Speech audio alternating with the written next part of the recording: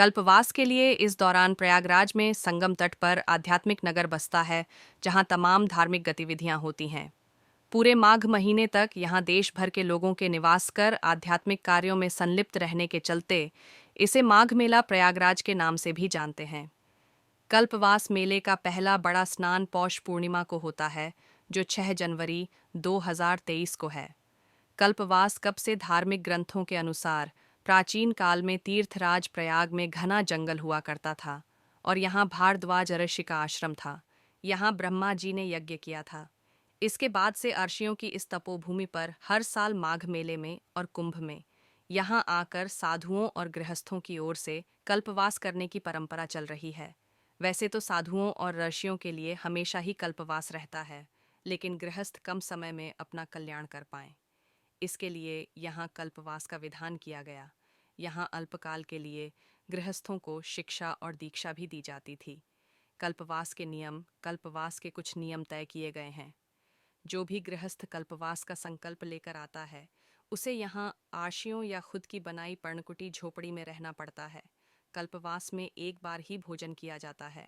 धैर्य अहिंसा का पालन करते हुए भक्ति में संलग्न होना पड़ता है। पद्म पुराण में कल्पवास का वर्णन है। इसमें कहा गया है कि संगम तट पर वास करने वाले को सदाचारी, शांत चित्त और जितेंद्रिय होना चाहिए।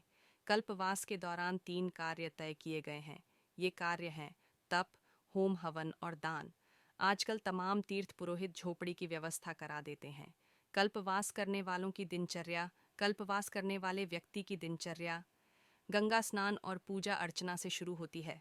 इसके बाद वे देर रात तक भजन कीर्तन, प्रवचन और सत्संग जैसे आध्यात्मिक कार्यों में संलिप्त रहते हैं। प्रयाग में कल्पवास का महत्व मत्स्य पुराण में प्रयाग में कल्पवास का महत्व बताया गया है। इसमें कहा गया है कि जो कल्पवास का संकल्प लेता है वह अगले जन्म में राजा बनता है, लेकिन जो मोक्ष की अभिलाषा लेकर यहाँ आता है वह जीवन मरण के चक्कर से मुक्त हो जाता है। धार्मिक ग्रंथों में यह भी कहा गया है कि प्रयाग में माघ में स्नान के दौरान 3 बार स्नान से पृथ्वी पर 10,000 अश्वमेध यज्ञ के फल के बराबर पुण्य फल प्राप्त होता है। यह भी कहा गया है कि माघ मास में प्रयागराज के संगम तट पर ब्रह्मा, विष्णु, महेश, रुद्र आदि आते हैं। पुराणों में बताया गया है कि देवता भी मनुष्य का दुर्लभ जन्म लेकर प्रयाग में कल्पवास करें।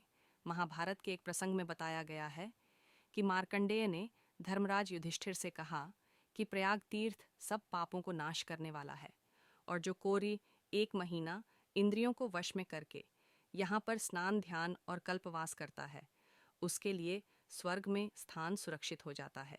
इस पर्व के महत्व को समझने के लिए सबसे पहले समझें कि कल्पवास का अर्थ क्या होता है। इसका मतलब है 1 माह तक संगम के तट पर रहते हुए वेदाध्ययन और ध्यान पूजा करना। इन दिनों प्रयागराज में कुंभ मेले का आरंभ भी हो चुका है। ऐसे में कल्पवास का महत्व अत्यधिक बढ़ गया है। कल्पवास पौष माह के 11वें दिन से प्रारंभ होकर माघ माह के 12वें दिन तक किया जाता है। ऐसी मान्यता है कि सूर्य के मकर राशि में प्रवेश करने के साथ शुरू होने वाले 1 मास के कल्पवास से एक कल्प, जो ब्रह्मा के 1 दिन के बराबर होता है, जितना पुण्य मिलता है। कल्पवास के लिए प्रयाग में संगम के तट पर डेरा डालकर भक्त कुछ विशेष नियम धर्म के साथ महीना व्यतीत करते हैं। कुछ लोग मकर संक्रांति से भी कल्पवास आरंभ करते हैं। मान्यता के अनुसार कल्पवास मनुष्य के लिए आध्यात्मिक विकास का जरिया माना जाता है। संगम पर माघ के पूरे महीने निवास कर पुण्य फल प्राप्त करने की इस साधना को कल्पवास कहा जाता है। कहते हैं कि कल्पवास करने वाले को इच्छित फल प्राप्त होने के साथ जन्म जन्मांतर के बंधनों से मुक्ति भी मिलती है। महाभारत के अनुसार 100 साल तक बिना अन्न ग्रहण किए तपस्या करने के फल बराबर पुण्य माघ मास में कल्पवास करने से ही प्राप्त हो जाता है। इस अवधि में साफ सुथरे श्वेत या पीले रंग के वस्त्र धारण करना उचित रहता है। शास्त्रों के अनुसार कल्पवास की न्यूनतम अवधि 1 रात्रि हो सकती है। वहीं 3 रात्रि, 3 महीना, 6 महीना, 6 वर्ष, 12 वर्ष या जीवन भर भी कल्पवास किया जा सकता है। कुंभ मेले के दौरान कल्पवास का महत्व और अधिक हो जाता है। इसका जिक्र वेदों और पुराणों में भी मिलता है। हालांकि कल्पवास कोई आसान प्रक्रिया नहीं है। जाहिर है मोक्षदायिनी ये विधि एक कठिन साधना है। इसमें पूरे नियंत्रण और संयम का अभ्यस्त होने की आवश्यकता होती है। पद्म पुराण में इसका जिक्र करते हुए महर्षि दत्तात्रेय ने कल्पवास के नियमों के बारे में विस्तार से चर्चा की है, जिसके अनुसार 45 दिन तक कल्पवास करने वाले को 21 नियमों का पालन करना होता है। पहला नियम है सत्यवचन, दूसरा अहिंसा, तीसरा इंद्रियों पर नियंत्रण, चौथा सभी प्राणियों पर दया भाव, पांचवां ब्रह्मचर्य का पालन, छठा व्यसनों का त्याग, सातवां ब्रह्म मुहूर्त में जागना, आठवां नित्य 3 बार पवित्र नदी में स्नान, नवां त्रिकाल संध्या, 10वां पितरों का पिंडदान, 11वां दान, 12वां अंतर्मुखी जप, 13वां सत्संग, 14वां संकल्पित क्षेत्र के बाहर न जाना, 15वां किसी की भी निंदा न करना, 16वां साधु सन्यासियों की सेवा, 17वां जप एवं संकीर्तन, 18वां एक समय भोजन, 19वां भूमि शयन, 20वां अग्नि सेवन न कराना और 21वां देव पूजन। इनमें से सबसे ज़्यादा महत्व ब्रह्मचर्य, व्रत, उपवास, देव पूजन, सत्संग और दान का माना गया है। कैसे करें आरंभ और क्या है लाभ? ऐसा माना जाता है कि कल्पवास का पालन करके अंतःकरण और शरीर दोनों का कायाकल्प हो सकता है। कल्पवास के पहले दिन तुलसी और शालिग्राम की स्थापना और पूजन किया जाता है। महाकुंभ मेले में कल्पवास करने वाले भक्तों को पूरी निष्ठा से इसके नियमों का पालन करना पड़ता है। इस दौरान भक्त को सच बालना जरूरी होता है।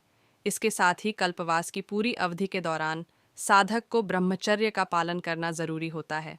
साधकों को ब्रह्म मुहूर्त में उठकर गंगा स्नान करना होता है। उनके लिए हर दिन 3 बार गंगा स्नान जरूरी होता है। सनातन धर्म में हर 12 वर्ष में लगने वाले महाकुंभ मेले का बहुत महत्व है। यह मेला प्रयागराज, हरिद्वार, उज्जैन और नासिक में आयोजित होता है। वर्ष 2025 में प्रयागराज में महाकुंभ मेला लगने वाला है। इस मेले में दुनिया भर से लाखों श्रद्धालु और पर्यटक पहुंचते हैं। इस बार महाकुंभ मेले का आयोजन 13 जनवरी से 26 फरवरी तक प्रयागराज में लगेगा। मेले में बढ़ी संख्या में श्रद्धालु पूरी भक्ति व निष्ठा से कई तरह के पूजन और अनुष्ठान करते हैं।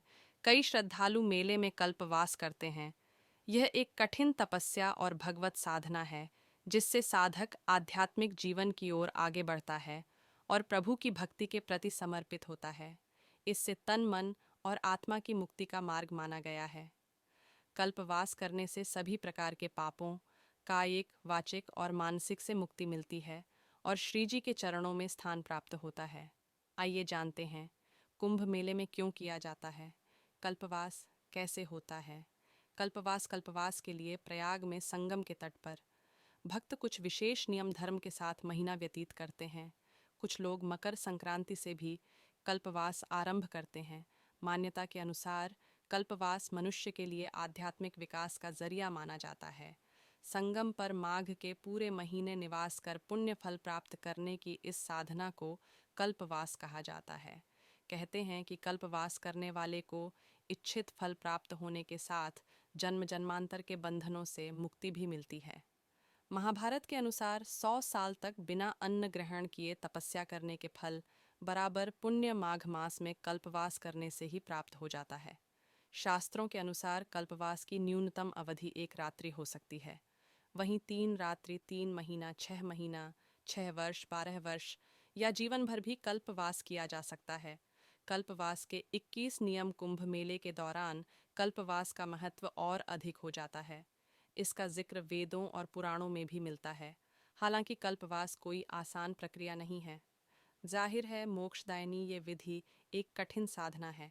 इसमें पूरे नियंत्रण और संयम का अभ्यस्त होने की आवश्यकता होती है।